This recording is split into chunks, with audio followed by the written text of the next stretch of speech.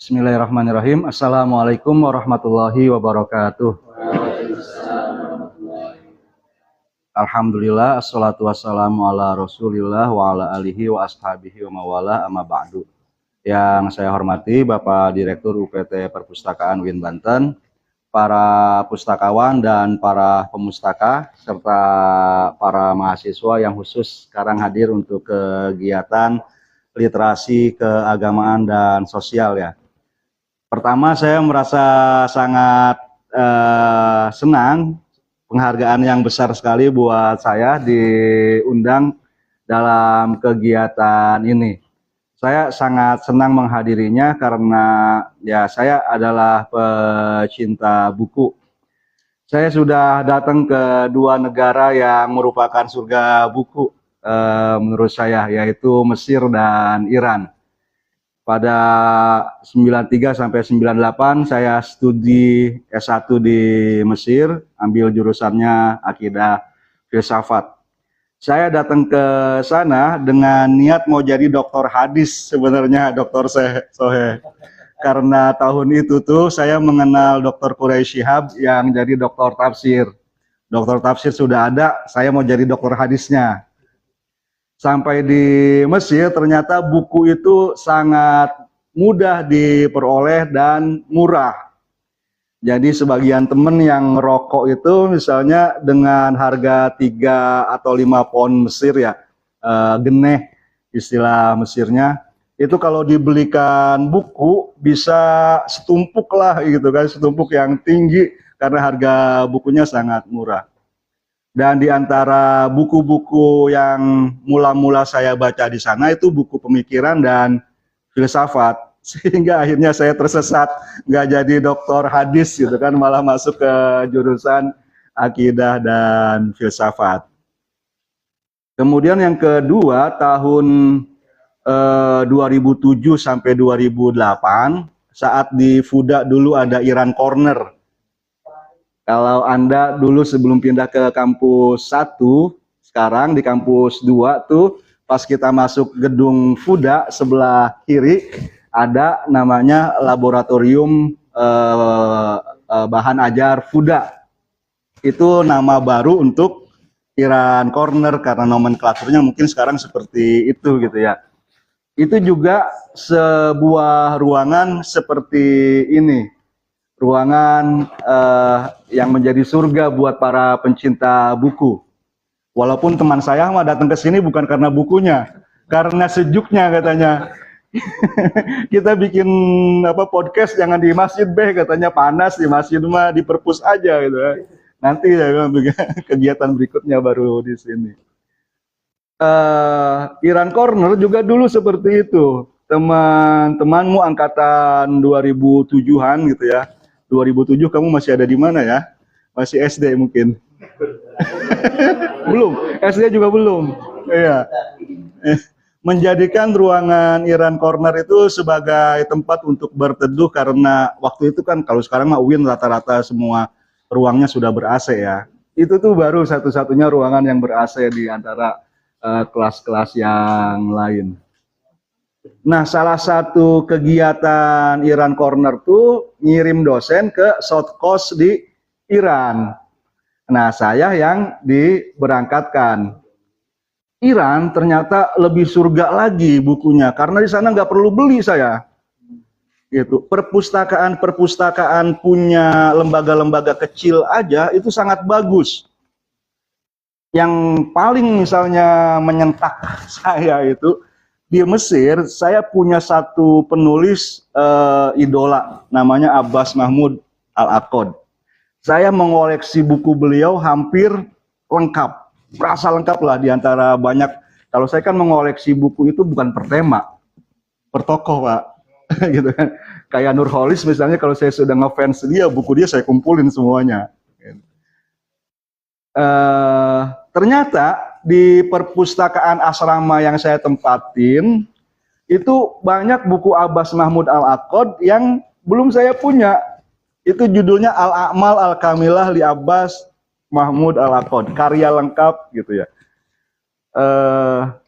Kemudian saya datang juga silaturahim ke salah satu ulama Iran di rumahnya. Rumahnya sangat sederhana. Ulama Mesir juga banyak sekali yang sangat sederhana. Dan isi rumahnya hanya buku saja. Di bagian depan gitu kan, di ruang tamunya, temboknya seperti ini penuh dengan buku. Kemudian setelah mengaji, dia tarik ke tangan saya gitu, dia gandeng, kamu lihat perpustakaan saya. Kami ini orang minoritas di dunia gitu kan, sebagai muslim. Dan wataknya orang minoritas itu, dia tidak hanya membaca khazanah milik dia, tapi membaca juga khazanah milik orang mayoritasnya. Jadi kamu lihat, buku tafsir, buku hadis, buku fikih apa yang ingin kamu baca, yang milik orang-orang Ahlus Sunnah wal Jamaah ada di perpustakaan saya ini. Gitu. Itu dia. Jadi sebuah perpustakaan yang lengkap itu di 2007 itu memang perkembangan buku digital belum terlalu saya akses ya, walaupun mungkin sudah ada. Itu merupakan sebuah surga buat saya. Jadi kalau misalnya surga ini dipindahkan ke kampus 2, Pak, saya masih setuju gitu kan. Walaupun Bapak tadi nyebutnya mahasiswanya alhamdulillah sudah ada yang datang lagi ke sini gitu. Supaya surganya pindah ke sana, itu juga saya setuju Pak Irfan ya. Kemudian yang kedua tentang misalnya bagaimana kita mengakses tadi yang disebut oleh Pak Dr. Soheh, turos gitu, yang ruangannya juga menjadi angker gitu kan, karena jarang dikunjungin oleh para pemustaka. Saya pikir sekarang bagi Anda nih para Gen Z gitu ya, itu sangat mudah dibantu oleh teknologi AI. Walaupun tentu saja kita harus tetap belajar bahasa asing ya. Dalam hal ini mungkin saya mendebaknya banyak buku bahasa Arab di sana.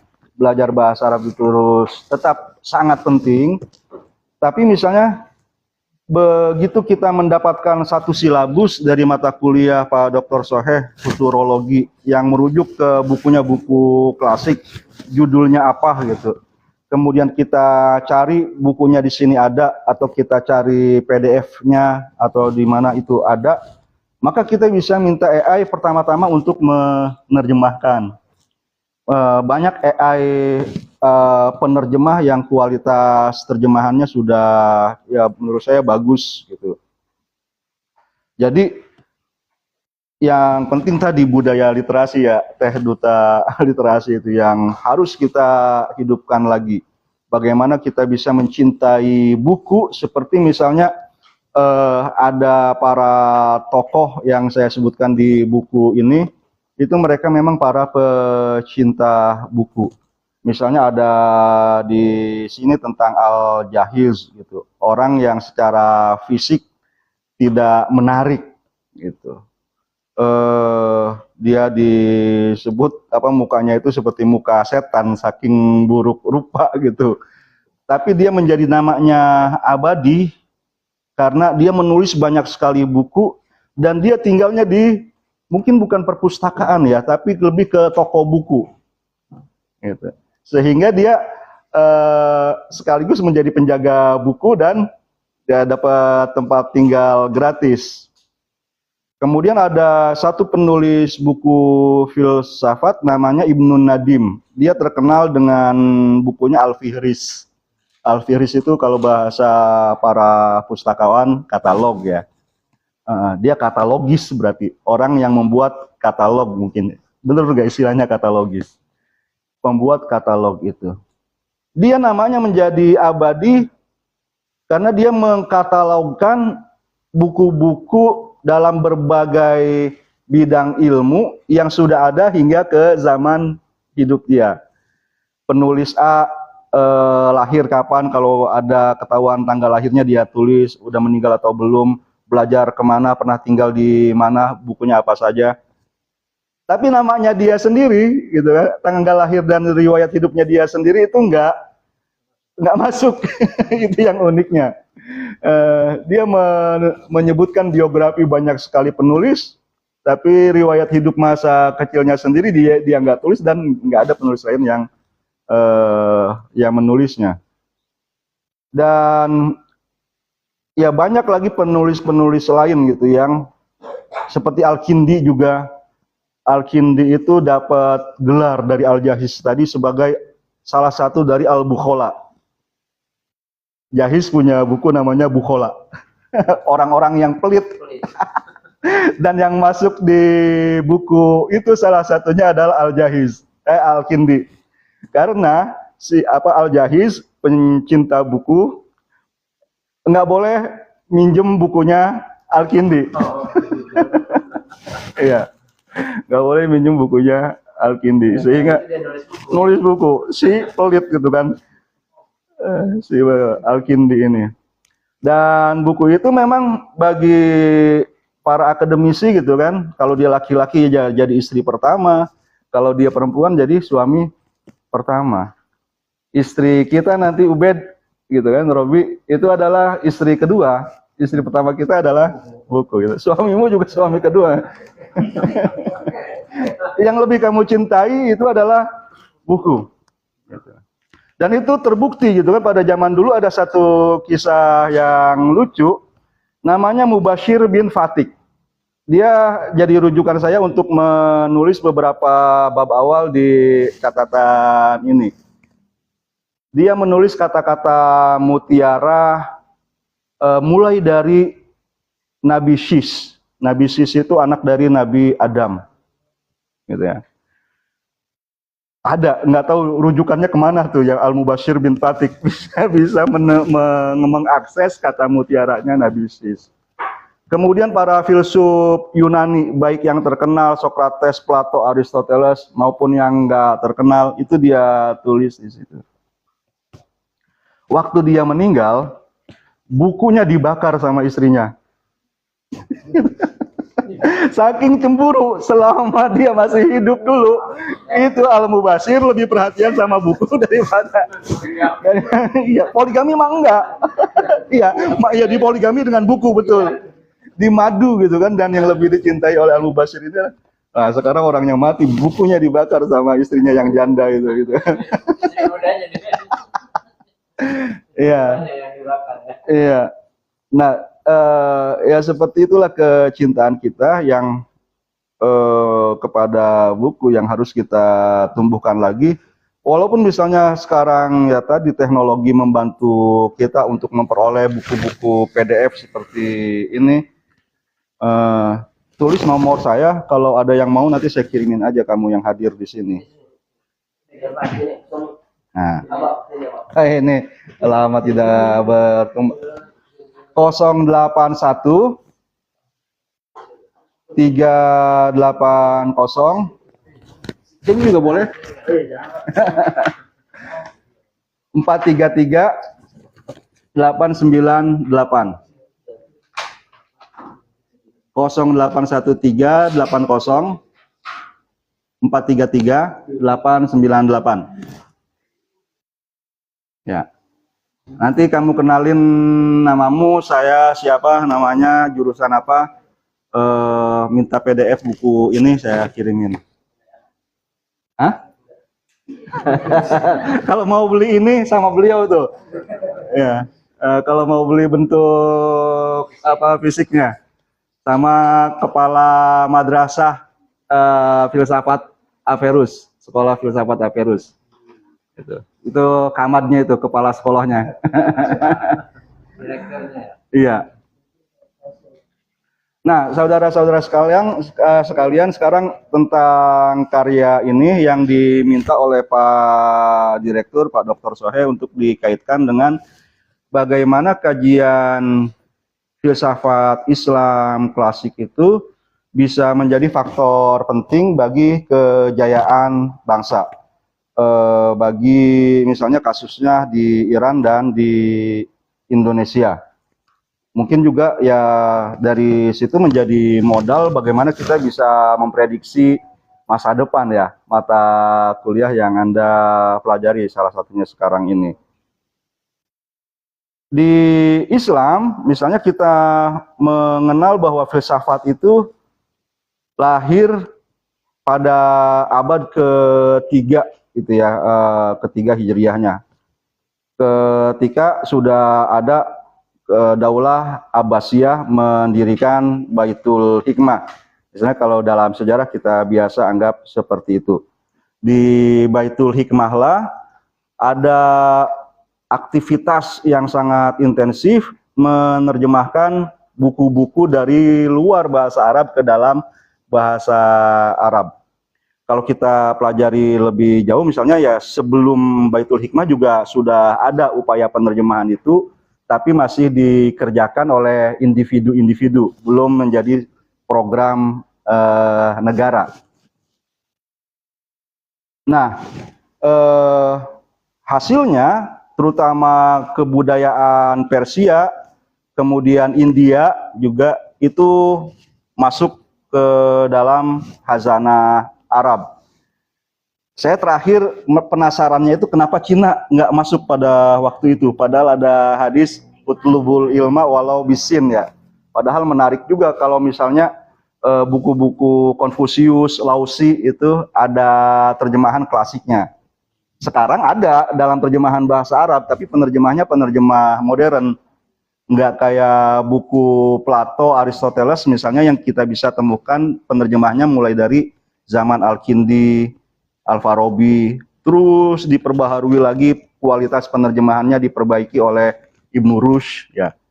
Ibnu Rushd itu kan misalnya kalau dia nggak menulis buku-buku orisinal dalam filsafat atau dalam fikih kayak Bidayatul Mujtahid, dia sudah sangat besar jasanya terhadap dunia ilmu pengetahuan karena menjadi the great komentator Asy'ari Al-Kabir. Karena dia mengomentari buku-buku Aristoteles dalam 3 level untuk setiap buku. Kayak buku untuk modul mahasiswa S1, S2, dan S3 kayak gitu. Yang kedalaman komentarnya atau syarahnya itu berbeda-beda. Itu udah pada abad ke-6. Jadi 3 abad sudah ada penerjemahan gitu kan, abad ke-6-nya Hijriah masih ada permintaan untuk menerjemah ulang satu buku gitu. Nah, saya pikir kalau misalnya umumnya kita baca seperti itu, ada upaya dari pemerintah untuk menerjemahkan khazanah-khazanah peradaban lain ke dalam bahasa Arab. Salah satu motif positifnya ya misalnya secara epistemologis kita bilang bahwa pengembangan ilmu itu nggak bisa dimulai dari nol. Yang bisa bilang mulai dari nol itu hanya teteh-teteh dan AAA di SPBU ya, Gus ya. Mulai dari nol ya, gitu kan. Nah, tapi kalau pengembangan ilmu ya nggak bisa kita mulai dari nol gitu kan. Ilmu futurologi nggak bisa kita ujug-ujug mau mengembangkan ilmu futurologi sekarang, tapi harus belajar siapa orang sebelum kita yang sudah mengembangkan ilmu ini. Lantas kita mengembangkannya dari titik terakhir di mana mereka berhenti. Seperti itu misalnya yang bagus. Peradaban Islam mau mengembangkan ilmu kedokteran, ilmu fisika, ilmu kimia, ilmu biologi dan sebagainya, sehingga orang Yunani dulu sampai di mana ya berhentinya? Orang Persia sampai di mana? India sampai di mana? Kemudian misalnya ada analisa yang agak negatif terhadap Baitul Hikmah itu. Tapi nilai kebenarannya mungkin juga, Pak Doktor, bahwa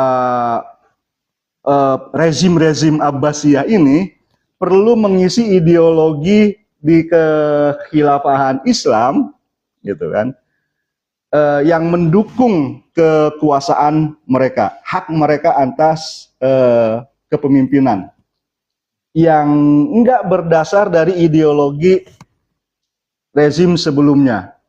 Rezim Umayyah. Rezim Umayyah itu kan menyuarakan kehormatan Arab, Arabisasi. Gitu. Kemudian dia juga nggak mau terlalu tergantung sama Persia, sehingga mengekspos Yunani lebih besar. Karena saat mengkudeta Umayyah, Abbasiyah ini bergandengan tangan dalam kudetanya dengan orang-orang dari Khurasan. Ya, setelah kudetanya berhasil, orang-orang Persianya ini disingkirkan. Jadi pakai ideologi dari mana nih ya? Nah, pakailah logika metafisikanya dari Yunani itu gitu sebagai dasar rasionalisasi kehakan mereka akan kewenangan. Ke Cina itu nggak menarik karena Cina nggak memberikan apa yang mereka butuhkan. Salah satu analisanya seperti itu. Mengapa Baitul Hikmah nggak nerjemahin buku dari Cina? Begitu. Tapi di antara dua analisa itu, saya pikir dunia Islam ini kalau nggak ada Baitul Hikmah, apakah tetap akan mengkaji filsafat? Gitu. Kalau nggak nerjemahin buku-buku dari Yunani, nggak ada buku Aristoteles, Plato, Socrates. Gitu. Kalau saya sih jawabnya iya. Sebab dari dalam doktrin Islam sendiri, yaitu Al-Quran dan hadis, dorongan kepada umat Islam untuk memberdayakan akalnya itu sudah sangat banyak. Ya, yang pertama kita tahu ayat-ayat yang pertama turun itu tentang literasi.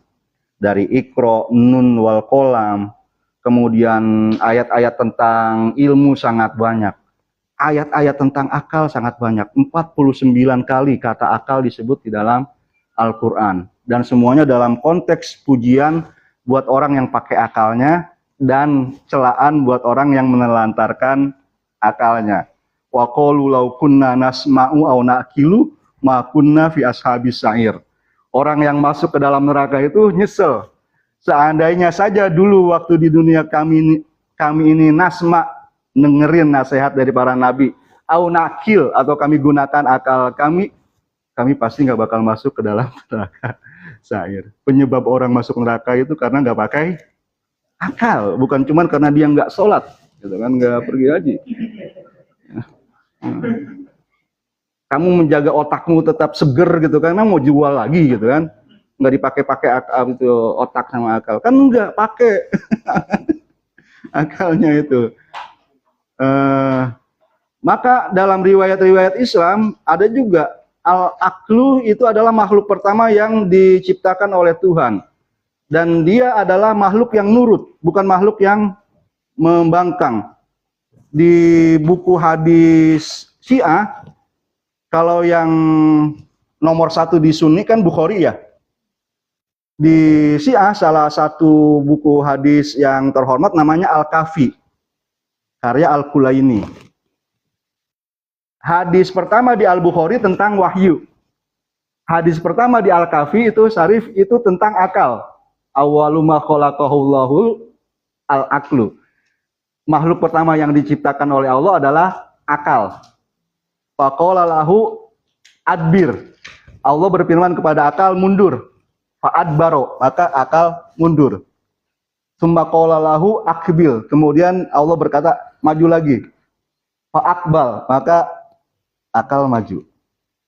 Gitu. Nurut, enggak seperti kita bayangin kalau kita pakai akal pasti kita bakal nentang Tuhan. Jadi nyeleneh atau kalau nggak nyeleneh juga ya misal beda lah gitu kan dari orang yang lain gitu.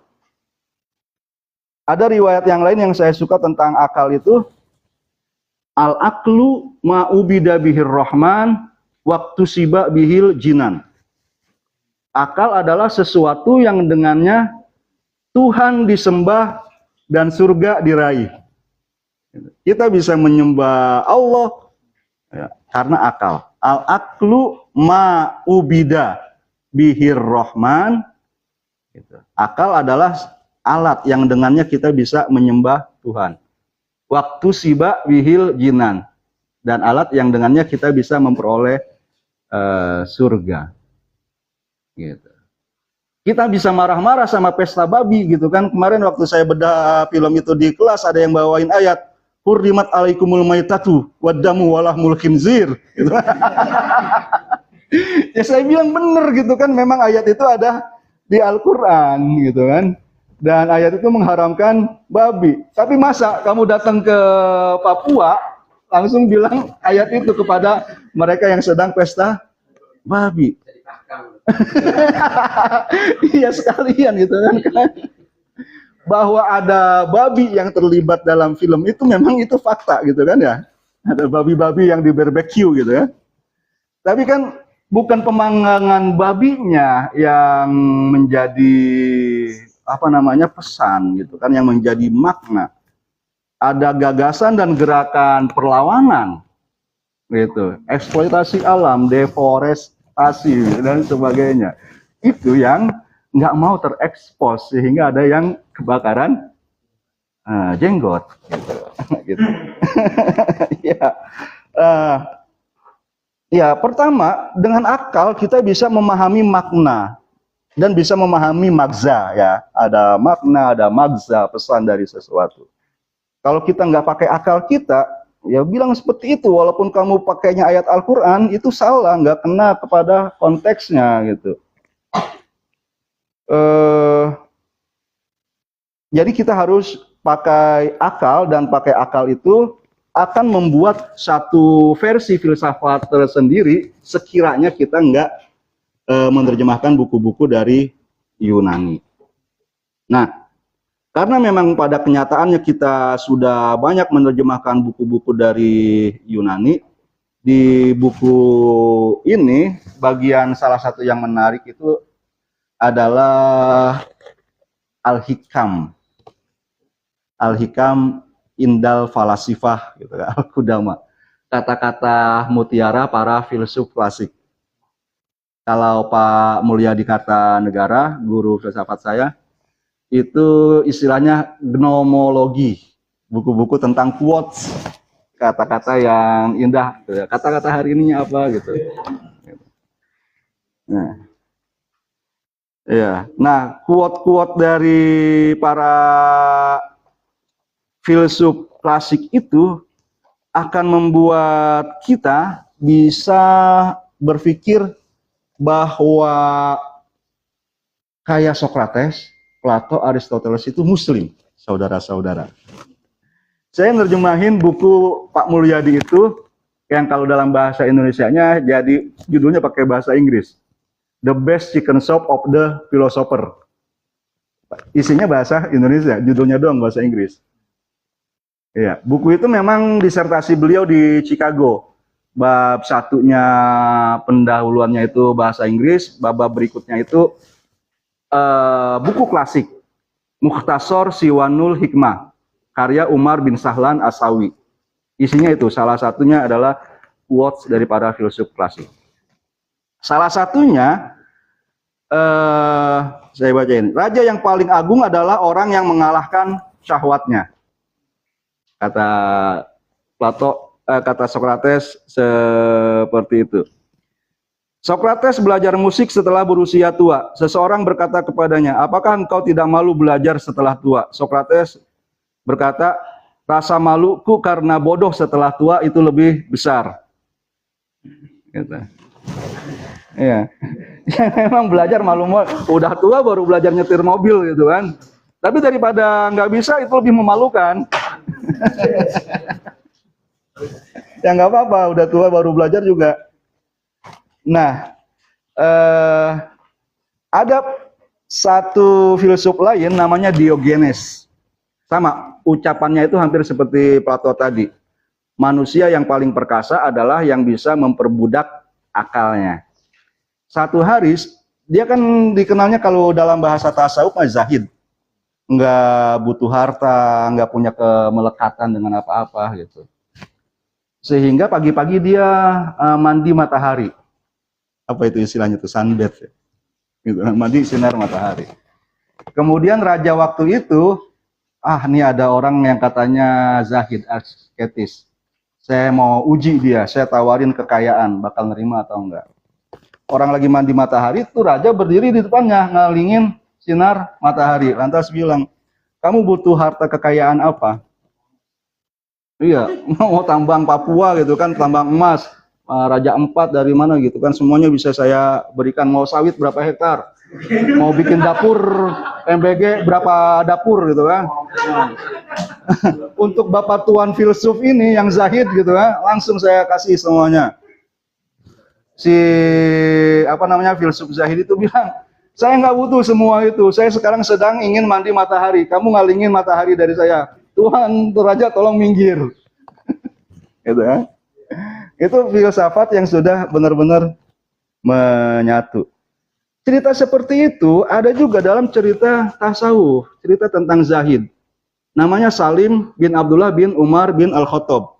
Jadi dia cicitnya cucunya Umar Al-Khattab, anak dari Abdullah bin Umar. Dia salah satu dari 7 fuqaha Madinah yang terkenal Zahid.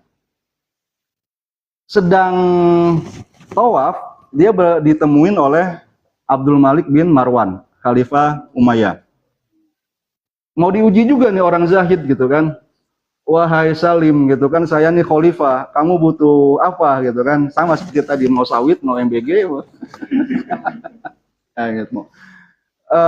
Salim menjawab, saya sekarang sedang di depan Baitullah. Nggak sopan saya sama Allah kalau saya meminta sesuatu kepada selain Allah. Gitu. Ya udah, khalifah itu mundur. Ternyata nggak langsung pergi, ditungguin dia di depan Masjidil Haram. Setelah Salimnya keluar, ditanyain lagi, oh sekarang kita udah nggak di depan Ka'bah, silakan kamu minta kepada saya sekarang. Saya mesti minta apa ya ke kamu khalifah, urusan dunia atau urusan akhirat? Khalifah mikir, kalau urusan akhirat yang diminta ya saya nggak bisa lah, gitu kan.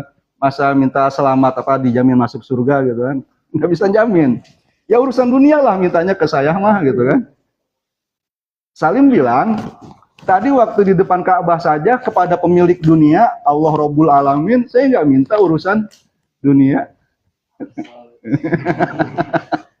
Iya, jadi kenapa saya harus minta itu kepada kamu yang tidak memiliki dunia? Artinya apa yang ingin saya sampaikan, bahwa orang-orang yang pakai akalnya itu baru pakai akal saja misalnya, baik dia ditambah dengan sayap lain berupa wahyu atau enggak, dia akan bisa mencapai kebenaran yang hampir sama. Asumsinya bahwa model Diogenes atau Socrates tadi, dia hanya pakai akal saja, nggak ada wahyu yang mereka terima. Tapi bisa bicara seperti itu. Sementara Salim bin Abdullah, yaitu dia pakai akalnya juga. Ada kan orang Islam punya akal? Dan punya bimbingan dari wahyu. Maka seharusnya kita yang umat muslim ini, itu lebih mudah terbang menemui kebenaran yang luhur itu, karena sayap kita ada 2. Sayap akal dan sayap wahyu. Maka kembali tadi ke poin yang kedua, bagaimana ini ada di Iran dan bagaimana ini ada di Indonesia. Saat saya berada di Iran tadi, saya dapati bahwa kajian filsafat di sana itu ya benar-benar hidup pada pemerintahan Iran yang sekarang, Republik Islam Iran. Walaupun ini juga usianya belum lama ya. Dalam sebuah buku saya baca bahwa Khomeini sendiri, pemimpin revolusinya itu, karena dia mengajarkan filsafat dan irfan, dan itu belum populer pada masa itu, anaknya beliau yang bernama Mustafa itu agak dijauhi di Hauzah, karena dia jadi anak seorang ulama yang ngajarin filsafat gitu. Pernah Mustafa minum, kemudian itu gelasnya mau dipakai sama yang lain, dicuci dulu. Bekas sungut anak yang belajar, yang ngajar filsafat. Hanya kayak begitu. Tapi berkat perjuangannya sekarang filsafat jadi ilmu yang maju. Filsafat itu kan mengajari kita mengenari apa yang benar-benar nyata, apa yang benar-benar real, gitu ya.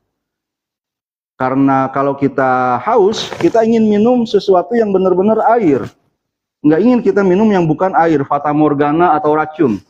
Kalau kita lapar juga seperti itu. Kita ingin makan sesuatu yang menutrisi kita. Nggak mau kita makan yang katanya gratis bergizi, tapi ternyata beracun. Misalnya seperti nggak mau kan kita.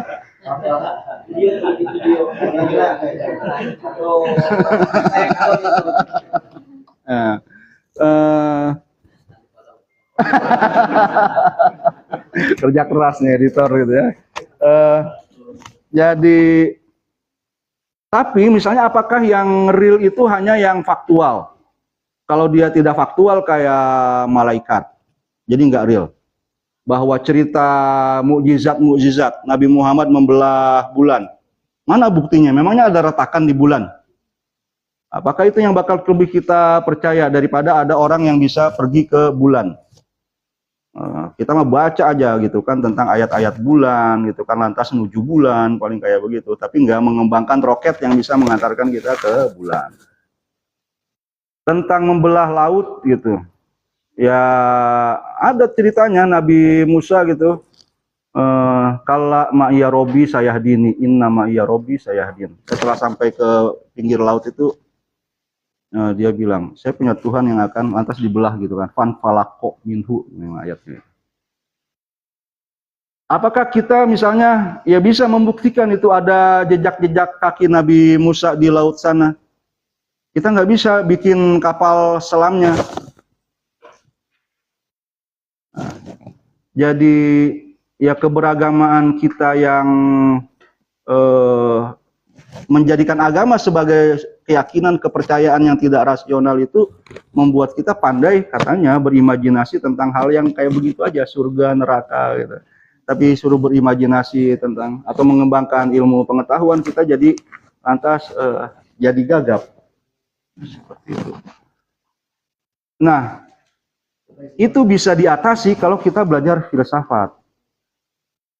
Mengapa misalnya Allah itu nyata? Di kajian Al-Hikam yang Pak Dr. Soheh sebutin, tadi malam saya baca hikmah yang ke-30 itu Pak Dr. Soheh. Dibilang bahwa orang yang mengenal Allah akan menjadikan Allah sebagai dalil untuk masalah-masalah yang dia temui dalam kehidupannya. Orang-orang yang nggak kenal Allah akan menjadikan hal-hal yang dia temui dalam kehidupannya sebagai dalil apakah Allah itu ada atau enggak. Gitu. Orang yang sudah kenal Allah, ya bakal kenal Allah maha sempurna. Walaupun misalnya enggak ada makhluknya. Makhluknya itu ada, itu buktinya sebagai akibat dari sesuatu yang dia sudah kenali sebelumnya, bahwa Allah maha sempurna.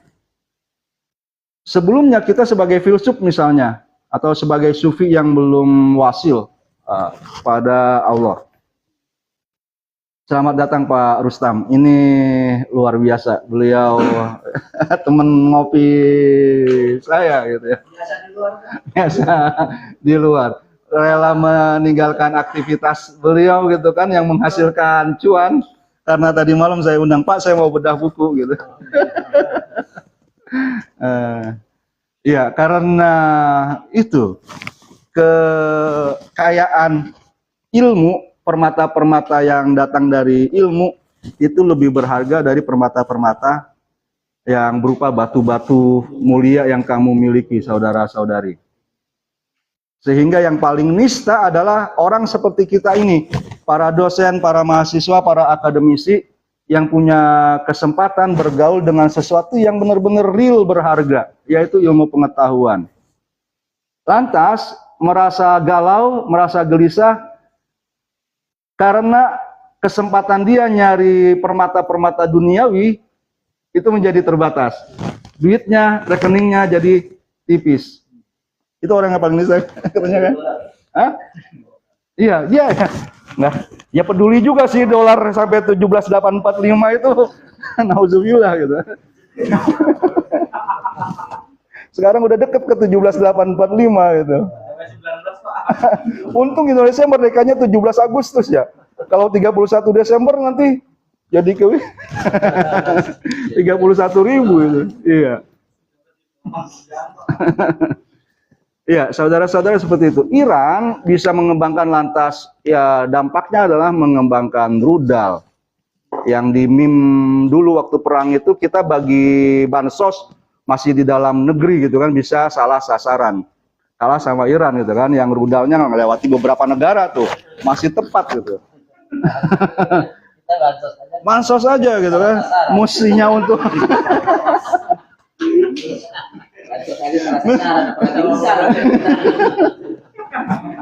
iya. Iya, itu karena kita nggak belajar filsafat sama gitu. Nggak kenal apa itu kenyataan.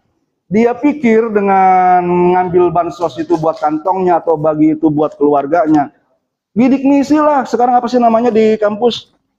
KIP gitu kan. Kalau ada yang nggak berhak dapat gitu kan gara-gara ada ordal, memangnya nggak beda dengan bansos yang nggak tepat sasaran itu. Gitu. Apa kamu batuk-batuk saudara? Apakah kamu penerima KIP yang salah sasaran? Ya.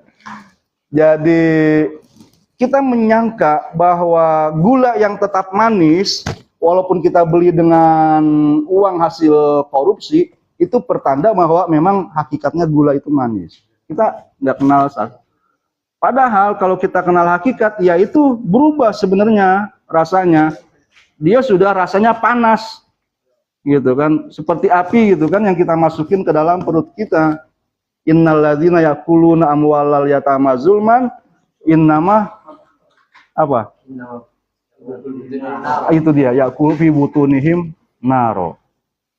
Seharusnya itu ya bisa kita lihat di dunia kalau kita belajar filsafat, belajar agama. Enggak menunggu bahwa hakikat seperti itu diperlihatkan kepada kita nanti di akhirat. Mau beriman atau enggak beriman bahwa itu adalah api neraka gitu kan, uang haram yang kita masukin ke dalam perut kita bakal kelihatan di akhirat mah. Tapi orang yang beriman dan berakal, dan dalam hal ini menurut saya juga berfilsafat, itu bakal mengetahui itu sebelum dia meninggal dunia. Saya pikir seperti itu. Jadi nasib kita ke depan mudah-mudahan akan jadi benar-benar Indonesia cerah, Indonesia emas gitu kan, jika kita mulai mengembangkan filsafat. Terima kasih Pak. Saya kembalikan ke pembawa acara.